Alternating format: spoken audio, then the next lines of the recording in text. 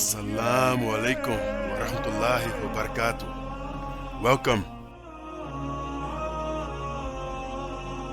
Born in Ghana at young age, I moved to the Netherlands, Europe, as a Christian.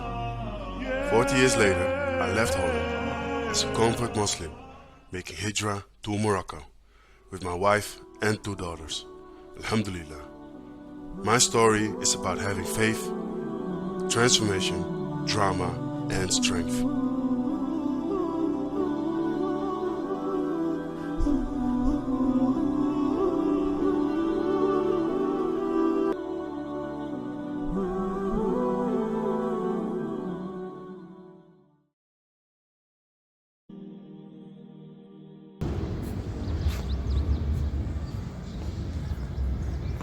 Assalamu alaikum. Welcome. We're here in Marrakesh. As you can see, it's 24 degrees, great weather. Coming into Morocco, I had to get to know the country, the people, and their habits.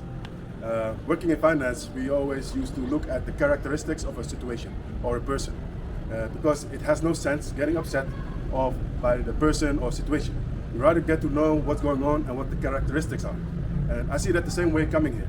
You know, people might be, oh yeah, Morocco's this, that. You know, each tribe has its own flaws and strengths. And to me, I just want to know which characteristics am I dealing with, because those are the trends I can trust and I can go on. So the first one, Moroccans don't hold back. A good example of this is one of the other days I was coming from the mosque and I saw a car driving just past me, and he had to go this way. I had to continue my road. Guess what? He almost hit me. If I didn't stop, he would have hit me.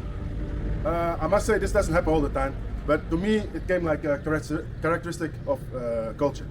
Moroccans don't hold back, and I don't mean that in a bad way. Of course, this wasn't a good way, but look, when you're crossing the street like a zebra, you know, in Holland, there's no problem.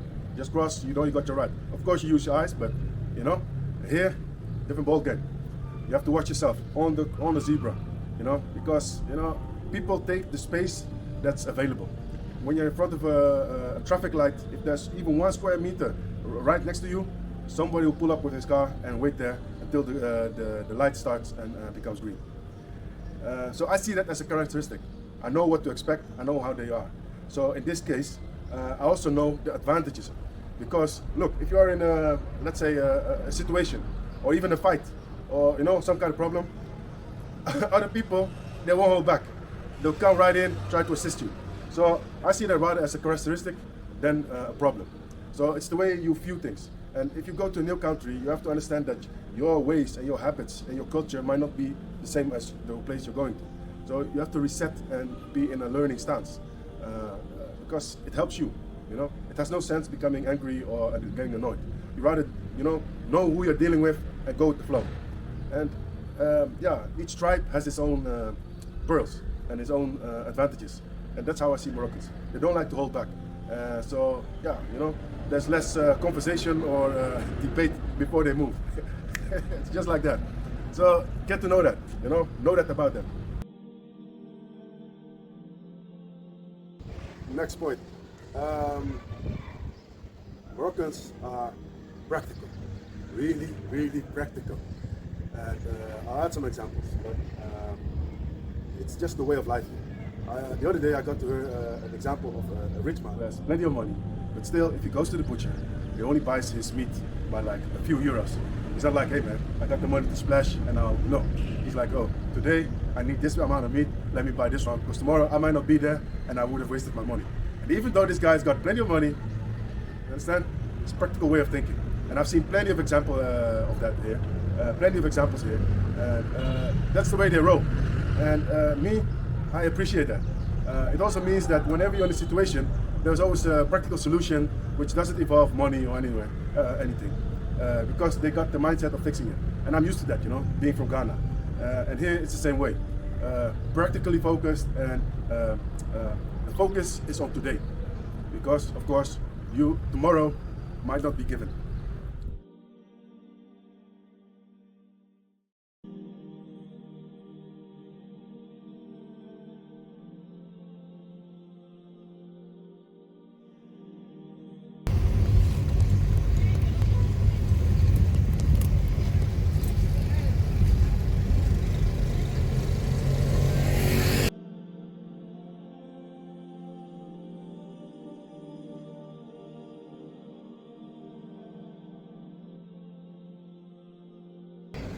One of the reasons I chose Morocco is the proximity to Europe. And it has to do with, look, when you're out here making hijra, one of the first things you will encounter is things happening back home. Family, marriages, births, all these kinds of things that you normally used to attend, you won't be there. And not all of the time. And one of the most practical ways of handling those events is being nearby. And as you know, Morocco is about a 4-hour flight from Holland, and I think London maybe 5 hours. But anyway, this is of course a major advantage. If you look to all the different other countries, and then I'm especially talking about the one in the Middle East or Asia, where you'll have to invest at least 7-8 hour flight before you can reach your family. In emergencies, not beneficial. And even if you just want to, go for a quick visit, you'll be like at least €1,000 or USD just per person to go and see your family members. And flying from Morocco to Europe is about, if you are lucky, €40, 40 USD. So this is a major thing, and the ones who made the trip will know that. If you've got a family of 4 and you have to pay round trip tickets, and it's €1,000 each, I don't know if it's still that ideal to be in that country, because you will miss your country, you will miss your family, and whether it's just out of love or emergency, you want to be there quickly or at least regularly when something happens. So for me, that's a major advantage for Morocco, and that's one of the reasons I chose here. Of course, I also like to be in my own continent, Africa.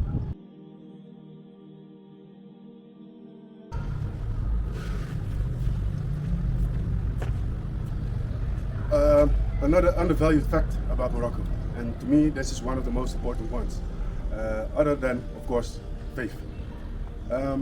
Finance. As you know, Morocco is it's cheaper than Europe, and it still not is a cheap country, especially for the people living here. Thank you for reminding me in the comments. But do remember that it's easier here to reach your own infrastructure. What do I mean by infrastructure? Infrastructure means owning the land or the house that you have, and building some kind of personal wealth, which can benefit you, yourself, and your family, and future generations, inshallah. So to me, that's a big thing, because I think that's one of the most annoying things about being in Europe is the velocity you have to run to build up something, and including all the shiny stuff around you, it makes you also spend on things that actually don't matter too much. So if we're talking about the core value of life, and that means having your faith, building your family, and trying to become stronger and give that strength to your children, I think Morocco is the best place, because the cost of living is lower and the structure of owning things is better. If you can own a home here at, let's say, €70,000, if that's your starting point, and from that point you can go to your next home, you're already on the right way. And I'll try to I'll make an example of this in a future video where I'll go into depth about this. But it has to do with whether you're doing this or this. If you're in debt, you're going this way. And if you're owning your infrastructure, you're going that way, inshallah. And one of the key decisions for you to make is, do you want to own where you're living, or are you going to rent forever? And at which price are you going to rent forever? So to me, that's an undervalued fact about Morocco, and also one of the greatest strengths of being here, that whenever you have the focus and strength to go that path, you have the possibility to go that path. The daily cost of things is a great influence to that, and including being able to fly back to Europe cheaply is another strength. So these two things combined make Morocco a very undervalued country to my eyes, and I hope more people will see that, because it all has to do with burn rate. Let's say I was able to go to Dubai, with the same amount of money. We all know within a few months the same amount of money will burn out easily. So okay, you're in a nice country and it's safer, all these things, but you also need to keep the velocity in working. You understand? So it's a different burn rate, and I'm not trying to crack on Dubai. I think it looks great, but we're talking about the primarily financial benefits of being in Morocco. And if you are talking about building your infrastructure, I think that Morocco definitely got the upper hand on that. You know, even after you have attained your home by yourself, you'll have a slower or a lower burn rate, if you understand what I mean. Inshallah.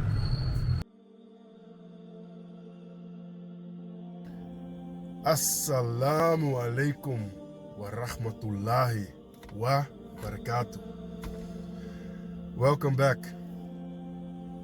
Do you remember this moment? I'm still learning.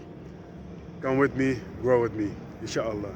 Subscribe for more, because I'm not really on a tight schedule on uploading. I'd rather make it heartfelt, if you understand what I mean. So just comment, and then the algorithm will do the rest.